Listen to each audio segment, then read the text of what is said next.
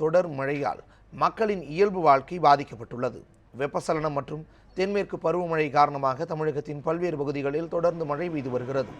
சென்னையின் பல்வேறு பகுதிகளில் நேற்று இரவு முதல் மழை பெய்து வருகிறது. அடையாறு, கோடம்பாக்கம் உள்ளிட்ட பல்வேறு பகுதிகளில் தொடர் மழை காரணமாக தாழ்வான பகுதிகளில் தண்ணீர் தேங்கியுள்ளது. இதனால் பொதுமக்கள் அவதிக்குள்ளாகியுள்ளனர். இதனிடையே அடுத்த 24 மணி நேரத்திற்கு மழை தொடரும் என வானிலை ஆய்வு மையம் தெரிவித்துள்ளது.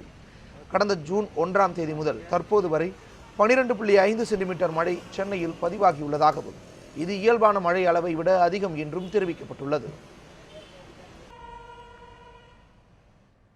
வீட்டிலேருந்து மழை பெஞ்சிட்டு இருக்கு, பரவாயில்ல. போன வருஷம் இந்த டைமில் ஒரு சூடு தான் இருந்தது.